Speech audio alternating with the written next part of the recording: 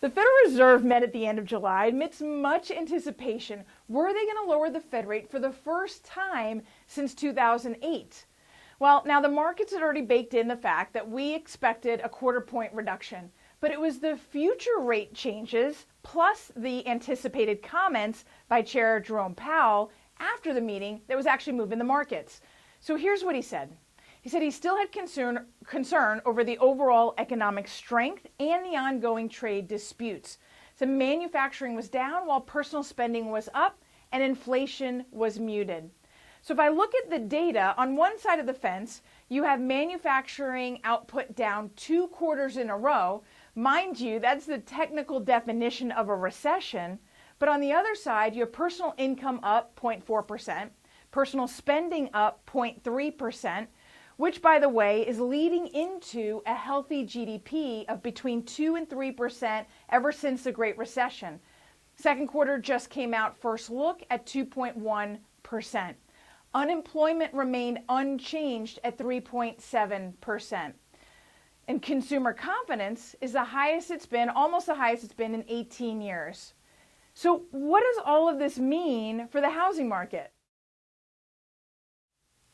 The drop in the Fed rate by a quarter is going to reduce borrowing costs. One, for consumers, think credit cards, car loans, home equity lines of credit or HELOCs, and manufacturing or building costs, like construction costs, in a time when builders are also working with increased labor costs as well as material costs with the trade disputes.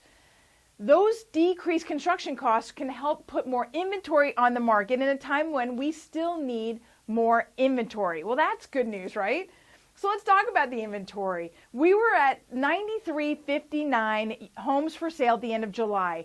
It hasn't hit that number since 2013. That's 22.5% over last year, slightly down from last month, but still strong. This increased inventory is giving home buyers a little more discernment. They're thinking that perfect house is going to come on the market if they wait just a little bit longer, which is obviously impacting our sellers. Interest rates is also giving a great boost. We're at 3.75 with a half-point origination. I mean, think about that. We're less than a half a point off of the lows in 2012. We're 0.75% less than last year. This is going to impact in a positive way home affordability.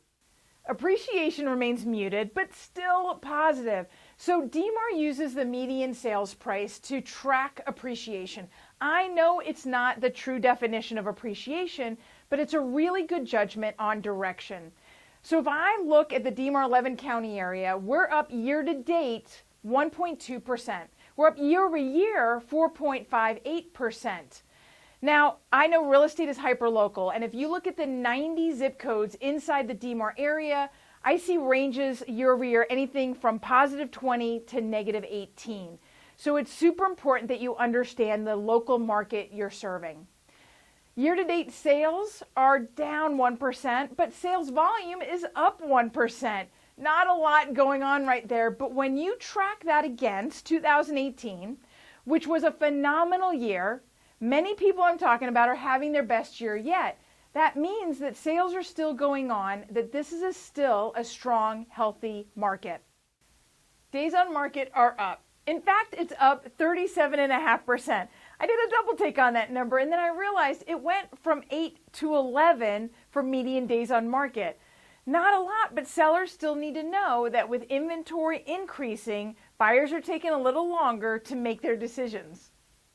And close to list price is a telltale. Close to list price is just over 99%. In fact, it's sitting at 99.4 for the entire market. That varies grossly from the over million mark to the under million mark. Over million is a little over 97%, whereas at the moment I drop below a million, I'm at 99% close price to list. So it's really important that sellers are determining the accurate list price when they're putting their house in the market. It's not only going to help them get what they're asking for, it's going to help shorten their days on market. So is it still a buyer's market? It doesn't feel like it, but the data says otherwise. In fact, Only over a million did the months of inventory creep up over 4%. Single family homes got to 4.93 months of inventory and condos 4.36 months of inventory. Everything else is under at 3 months of inventory. So the data is signaling that it is a slow changing market. So Chair Jerome Powell said at the Fed meeting at the end of July that the Fed had made a mid-cycle adjustment. What exactly does he mean? Does he mean that we have 10 more years of the already longest running expansion? I mean, wouldn't we all like to shine up our crystal balls at this point? So if you want to know what's going on in this market and how to take advantage of this slow moving shift, or if you just want to know how to lean in and help your buyers and sellers make better choices when it comes to real estate, well, then you've got to give our team a call. We're experts in helping our clients build wealth through real estate. My name is Nicole Rueth with the Rueth team of Fairway Mortgage. I hope you're making it a great day.